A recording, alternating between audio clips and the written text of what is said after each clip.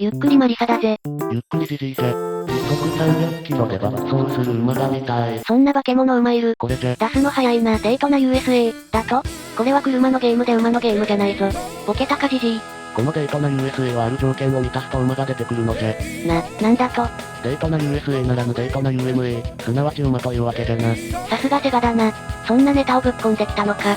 さすがは我らがセガじゃ。そんなこんなでデートナ USA を紹介しつつ、馬を出す実況をしていくぞい。皆さん冷蔵庫に常備してある馬刺しをつまみにゆっくりお楽しみください。ゆっくりしていってね。メリジーノ、ゲーム万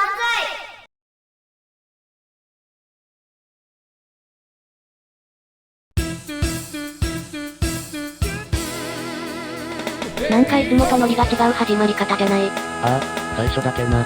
本編的にはいつもと変わらん。ああいうのやってみたかったんじゃ。デートナ USA を簡単に紹介してちょうだい。デートナ USA、ゲームセンターで人気の高かったレースゲームデートナ USA の移植作品じゃ。アーケードのデートナ USA はレースゲーム筐体でステアリングは反力ステアリングを採用。体感ゲームとして楽しめる。バーチャファイター2でも使用されたモデルに基盤の第1弾のゲームとして登場。とにかく、その描画能力、ポリゴン数もさることながらテクスチャマッピングを駆使した 3DCG の綺麗さに度肝を抜かれた。そして何よりも三吉武の武士が歌うゲーム BGM がとにかく目立っていた。デートナーよね。そうじゃあの歌についつい足を止めてゲームを見てしまう。そして当時としては珍しいバリバリのテクスチャ付きポリゴンの美麗グラフィック。まさに未来のゲームがやってきたと思ったわい。会社帰りに先輩や同僚とセガ上のパセラに遊びに行っていたもんじゃ。セガ上のパセラ、懐かしいわね。アーケードのデートナ USA が1994年4月頃の稼働。その1年後の1995年4月1日に満を持してセガサターンソフトとして発売された。ライバルハードであるプレイステーションではローンチとしてすでにリッチレーサーが発売されており、遅れること、約4ヶ月、ついにリッチレーサーと戦えるレースゲームの発売となった。ようやくフルポリゴン、フルテクスチャのレースゲームがセガハードでも登場なのね。実際にサターン発売から約4ヶ月後で当時のゲームハードとしては最高クラスのスペックを誇る、モデル2ゲームの移植作としてはかなり頑張った移植となっている。しかし、フレーム数は実際のデートナ USA の半分にも満たないフレーム数となっているのと、クリッピング距離が短く、円形が描画されていないなど移植にあたりオミットされた要素が多かった。当時の雑誌などで AM2 県の部長である鈴木雄一が円形の描画についてリッチレーサーとの違いを、リッチレーサーは曲がりくねったコースレイアウトを採用しているので遠くまで描画する必要がないが、デートナ USA では見晴らしの良いコースを採用しているのでどうしてもグリップが目立つ、みたいなことを言っていたのを頭の片隅で記憶している。セガラリーで採用されるインターレース描画方式でセガサターンの 3D 描画性能が大幅に飛躍するのだが、まだセガサターン発売から間もない頃の手探り状態では仕方のないことじゃった。ただ当時の足の周囲の人間、セガファンじゃない人からはガクガクじゃんと酷評された。まあ、それが一般的な評価なのよね。手に取って遊んでみると楽しいんじゃがな。やはりリッチと比較するとガクガクという印象。20フレームは相当にガクガクチラチラするからの。これについてはあだこうだ言っても仕方がない。一般からの評価なのだから。ただ当時はね何をと思ったもんじゃよ。セガのハードは世界一いいと思っておったからの。ハードは世界一でも経営は、ということじゃな。大川勲氏が言ってたセガには経営の毛の字もなかったってやつね。まあそんなこんなでセガフリークには刺さるが一般人には刺さらないといういつものセガの通常運転。レースゲームだけに通常運転が大事。とやるな。さてさて気になるゲーム内容じゃが、馬が出るからといって競走馬育成シミュレーションじゃないぞ。知っとるわ。競走車シミュレーションゲームじゃ。レースゲームのことね。コースは全3コース。初級、中級、上級隙がないよね。豊島かよ。ゲームモードはアーケードモード、サターンモードの2モード。アーケードモードはアーケードモードで遊べて、サターンモードはサターンモードで遊べるんじゃ。おいどうした急に説明がポンコツじゃねえか。アーケードモードはアーケード版と同様に時間制限ありで車種もオートマとマニュアルの2種類のみ。サターンモードは時間制限なしでかつ選べる車もアーケード版より多い。そうそうそれが言いたかったんじゃ。視点に関してはバーチャレーシングと同様の4視点となっている。わしはボンネットが見える視点2がメインじゃ。コースは3コースしかないがバリエーションに富んでおる。初級はタイトルにある、デートナインターナショナルスピードウェイのようなオーバルトラック。長い直線、バンクのついたカーブが特徴の高速サーキットじゃ。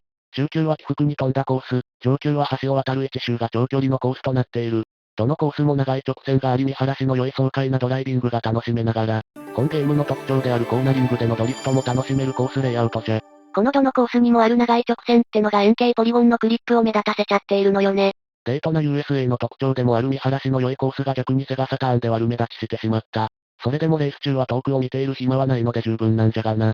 横で見ている人は遠く見ちゃうものね。俺だけを見てろ。おいどうした普通にキモいぞ。じゃああらかた喋ったんでそろそろ本編スタートさせようかの。それじゃ馬出現チャレンジやっていきましょう。ところで馬の出現条件ってどうなってるんだ？オプションのエネミーレベルをノーマル以上にしてサターンモードで初級中級上級すべてで1位を取る。これが条件じゃ。なるほど険しい道のりになりそうだな。キャプテン翼の森崎縛りよりも厳しいかもしれぬ。さて始まりました初級コース。三吉市のローオーリンスタートで、気持ちよくスタートするコースですな。オーバルコースの高速ザットということで、かっ飛ばしていくんじゃ。このオーバルコースってストップカーレースっぽくて雰囲気出てるわよね。ルーレットやスロット、壁にソニックが掘られていたり遊び心も満載のコースだぜ。一応スロットは X ボタンで止めることができるらしい。そんな余裕ないけどな。あっという間にソニックの壁も過ぎ去ってもう1周目だな。高速ザットだけあって、あっという間に1周じゃ。そして1周も短い。全部で8周もするぞい。順位はどこに表示されているんだ？順位は右上のポジションと書かれているところじゃな。現在24位か。お、23位になったぞ。どんどん順位を上げているな。カットブでというか40台も走っているのか？そうじゃ40台も走っておるのじゃ。渋滞だな。サターンでよく、そんなに車走らせたな。サターン頑張っているのじゃ。しかし、このボンネット視点、一番見慣れていて一番走りやすいんじゃがな。コースのマップの上に重なるのだけはどうにかしてもらえんかったのじゃろうか？本当だ。コースが見えないわね。コースは記憶すれば良いのじゃがライバル車との位置関係がわからなくなる。不便極まりないのじゃ。なんだかんだで7位まで上昇してきているぜ。1位との差もかなり詰まってきたのじゃ。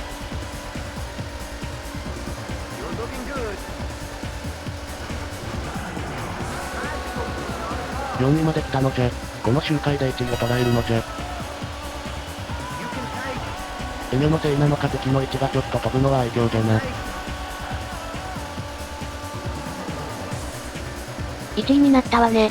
1位になると急にドキドキするのはなぜじゃろうか？恋かな？なんでレースゲーム中に突然恋をするんだよ病気か？一瞬のミスが命取りになるので緊張がやばいのじゃ。こらこら、いきなり滑り出す。落ち着け落ち着け。なんとか大丈夫じゃった。おい、何か聞こえたぞ。ジジイ幻聴が聞こえるようになったのか。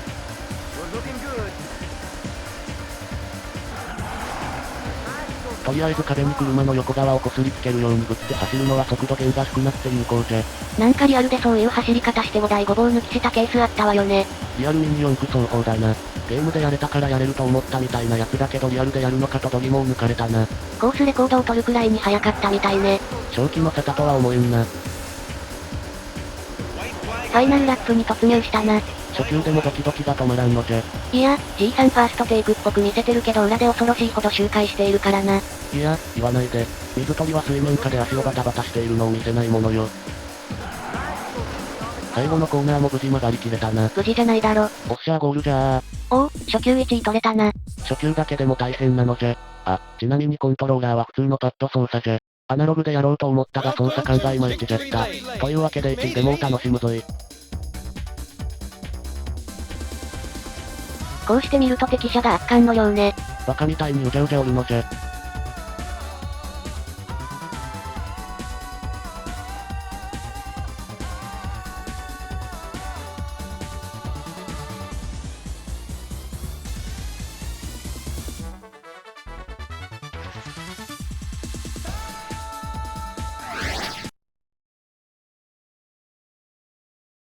Congratulations, you place first.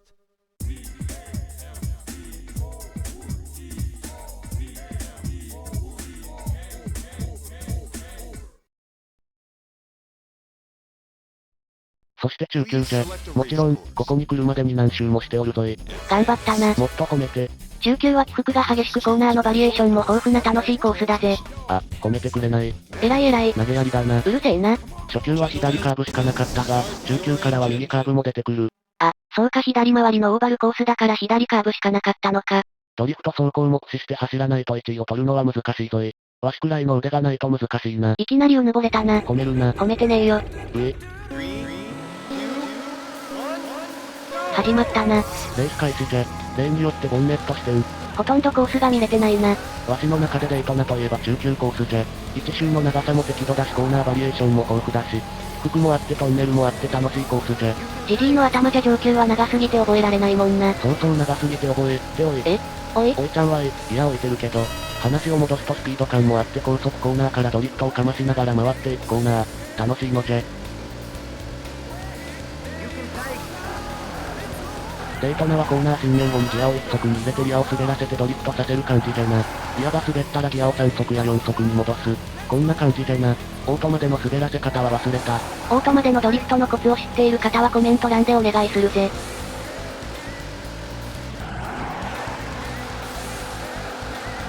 もう5位まで来ているじゃないか。そうなのじゃここまでは来れるのじゃ。実際にレース途中に1位にもなれたが、慣れたが、プレッシャーじゃ。プレッシャーという魔物がわしを襲うのじゃ。ほうほう。何度も1位を取り逃しておるのじゃ。もうすでにわしのハートはプレッシャーでドキドキじゃよ。なんか前の車抜いてないのに1位になったな。心霊現象なのじゃ。1位と2位を繰り返してたからあの辺ゴールまでの距離とか微妙な誤差がある場所なのかもな。さてさて1位になったぞい。ここからはプレッシャーとの戦いじゃ。一つのミスが命取り。特にコーナーのミスは即リセット案件じゃ。ドキドキドキドキドキドキドキドキドキドキドキドキドキドキドキドキドキドキドキ。大きくオーバーしているじゃないか。もうプレッシャーでドキドキじゃ。うおー、曲がれ。もはや気合だな。マインドシーカーでスプーンを曲げたわしは車を曲げるなんて動作もないのじゃ。動作しかないだろ。なんだかんだでベストラップじゃないか。まだあと2周もあるんじゃ。ここの駆け上がっていく道は両サイドに崖があって圧迫感がすごいのじゃ。スピード感あるよな。しかも S 字とか怖すぎる。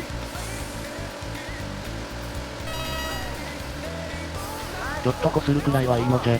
リアルだとかなり落ち込むけどな。このトンネルを抜けた後の微妙な S 字もいやらしい。そしてここはドリフト。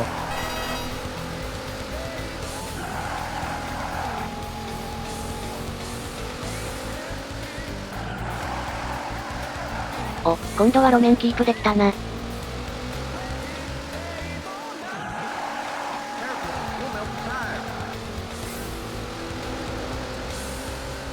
またまたベストラップだぞ。ジジイ乗ってきたんじゃないのか？もうコントローラー持ち手が震えているのじゃ。バイブレーション機能付きじゃないのにブルブルしているのじゃ。震えすぎだろ。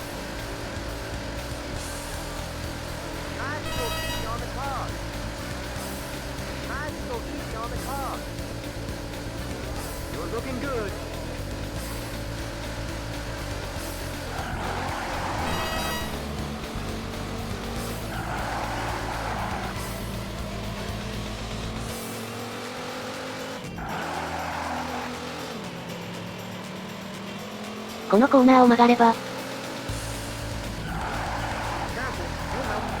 おー、綺麗に抜けたな。やったー。これで中級も1位じゃー。さあ残すは上級のみじゃ。一気に1位を取って馬主になるんじゃ。Welcome to Victory Lane. You made it.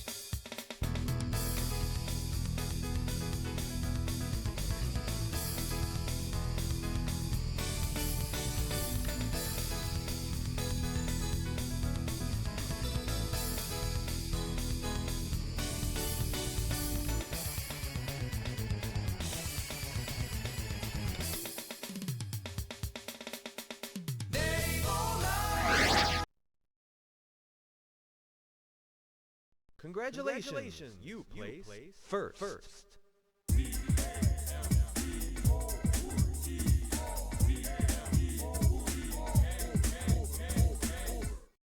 Please select a race course. いよいよ上級じゃ。上級はとにかく1周が長くて覚えることがたくさんありすぎるのじゃ。覚えることが多そうだな。本当にそうなんじゃ。わしはゲーセンで上級は数えるくらいしか遊んだことがない。サターン版も基本中級ばかりで上級はクリア程度しか遊んでないのが実情じゃ。でも一応クリアする程度は遊んでたのね。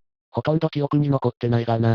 中級とかは走り込んでいたのでコースは覚えていたが、上級は一からの出直しじゃ。しんどそうね。それじゃあやっていくぞい上級じゃ。お、今回は赤い車なんだな。最高速は落ちるがグリップがしっかりとつく車をチョイスした。緊張のスタートだぜ。橋の上からスタートするってのが情緒があるな。この橋のモデリングもすごいぜ。気合入っているよな。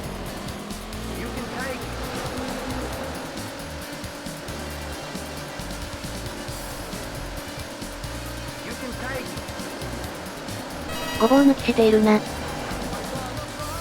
ここのコーナーは左側から進入していくのがポイントじゃ。ポイントとか言いながらひどい様だな。あ、愛嬌じゃ。ここの坂を登るとジェフリーが出迎えてくれる。え？あのサメに負けてばかりの男？ほんとだ巨大な像になっているぜ。ジェフリーカーブを抜けると下り坂じゃ。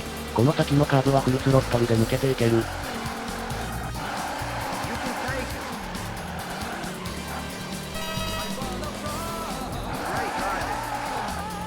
6位まで上がってきたな。順調じゃ。フロントベコベコだけどな。しかしスタートが橋のような人工物だったのに急に気持ちの良い草原みたいな場所とか、変化に富んでいて楽しいコースレイアウトだぜ。本当になんで売れなかったんじゃろうな。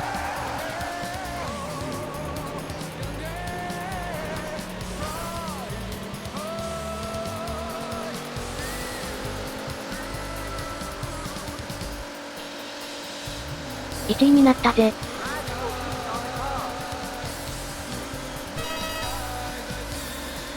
ここの長いカーブはインキープで綺麗に抜けたいのじゃが。ぶつかったな。残念。なんかスペースシャトルみたいなのがあったな。目のやり場に困るゲームなのじゃ。グダグダになっているぞ。スペースシャトルに気を取られたのじゃ。ところでこのコースの歌も素敵だな。広島弁じゃな。広島弁？ブルースカイジャシーって言うとる。空耳すぎるだろ。最後の難関ヘアピンじゃ。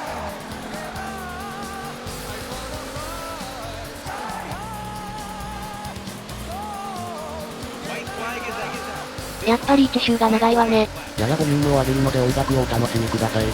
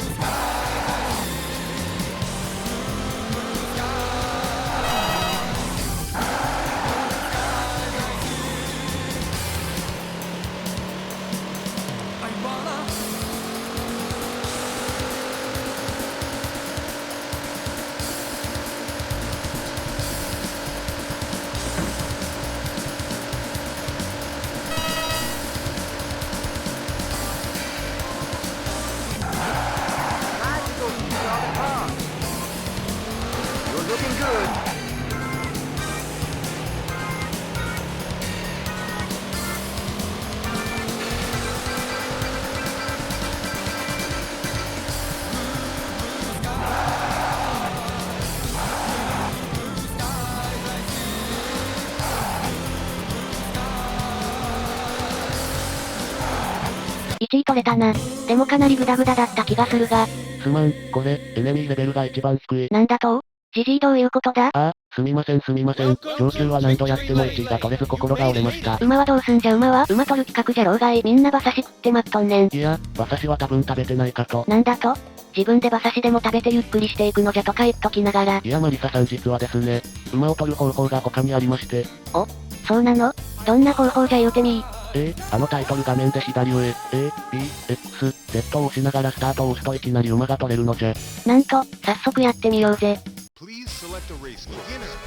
というわけでやってみるのじゃ。Please choose 大 manual 馬って書いてある。 automatic transmission.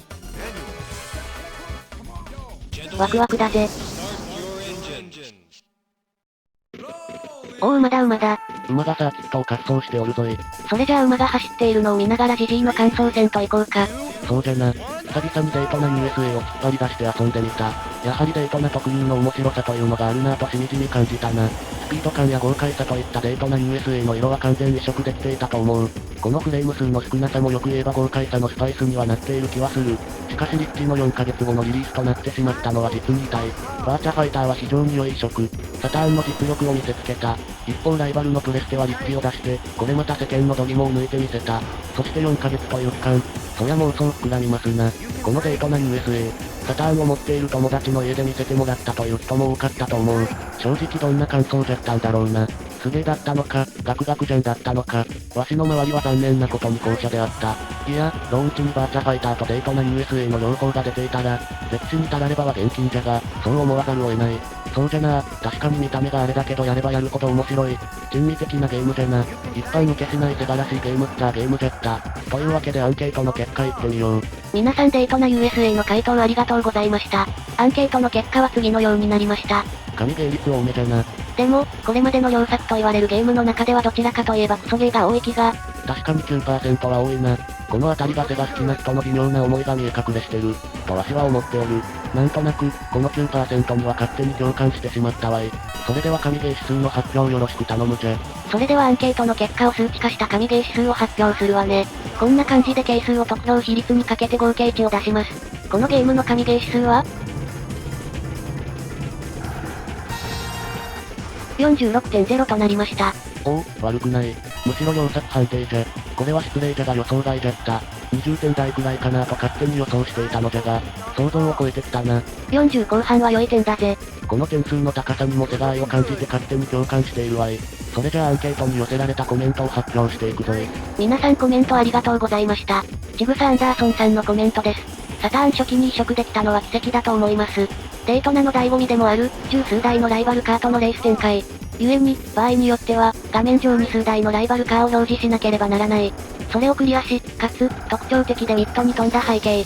時として、遥か前方を見渡せるほどに傾斜の効いた、ダイナミックなコースレイアウト。それらを大きく削ることなく、サターンの描画能力でやってのけてるんです。アーケード版と比べると、フレームレートも低く、ポリゴンかけも多いですが、その欠点を認めても、神ゲーならぬ、神移植ゲーの称号を与えたいです。ちなみに必ず引き合いに出される、PS 版リッチ。どうやら、SS 版デートナと PS 版リッチの開発者は交流があったらしく、SS 版デートナの某開発者の発言、本当にできるか不安だったけど、あっちも同じとこで、苦労してると知って安心した。あっちも同じような苦労してるなら、こっちも、やらないわけにはいかないじゃない？ゲームの内と外でも、良好なライバル関係にあったんですね。PS 版リッチがあったから、SS 版デートナがあり、SS 版デートナがあったから、PS 版リッチがある。なんか胸熱です。熱い思いをありがとうなのじゃ。先にも述べた通り、遠くまで見渡せるコースレイアウトというのは当時のコンシューマ機にとっては足かせ。しかし、コースレイアウトを変にオリジナルにすることなく移植しきった技術、さらには判断はすごいですよね。デートナとリッチでそんな関係があったんですね。お互い良きライバルとして切磋琢磨があったとは知りませんでした。感動じゃ。ノエルさんのコメントです。デートナーオンプレッオーアウェイオンプこの曲すげえ好き。サターンの中では帝国歌劇団とダイナマイト刑事に次ぐ太口ずさむ曲やろ。子供の頃よく口ずさんでたわ。デートナーは耳に残る。つい口ずさむ曲ですな。わしも久々に引っ張り出して遊んだおかげで仕事中とか口ずさんでしまっておる。テレワークでよかったわい。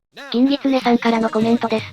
デートナーオンプ車種が色々あるようなゲームが好きで、ストップカーレースは好みではないので持ってはいませんでしたが、SS の初期タイトルではかなり有名ですよね。ファイターズメガミックスにまで参戦してきたのは驚きましたわら。